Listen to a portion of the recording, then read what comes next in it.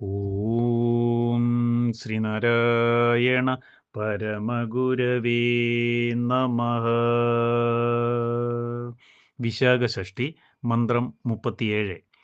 ദേഹത്തിൽ ഞാൻ ഇതി ദൃഢാഹന്തമാർത്യന് അതിമോഹത്തിനാസ്പദമതർക്ക അഹം വിവേകമുടെ രോഹം വിനാഭി നിജസോഹം നിലയ്ക്കിടവര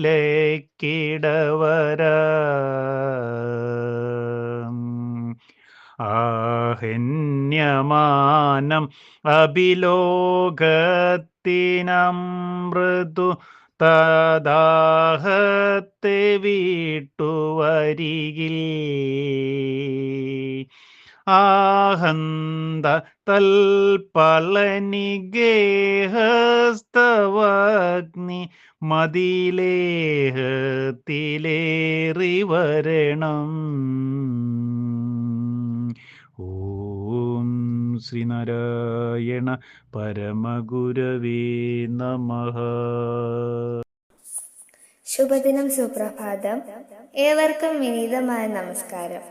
വിശാഖഷഷ്ഠി മന്ത്രം 37 വരികളിൽ ഉള്ളടങ്ങിയിരിക്കുന്ന അർത്ഥം എപ്രകാരമാണെന്ന് നമുക്ക് നോക്കാം. ഈ ദേഹമാണ് ഞാനെന്ന തരത്തിലുള്ള ഉറപ്പുള്ള അഹന്ത. മനുഷ്യൻ സത്യാസത്യങ്ങൾ തിരിച്ചറിയാതിരിക്കുന്ന അവസ്ഥയായ മോഹത്തിന് കാരണമായി തീരും.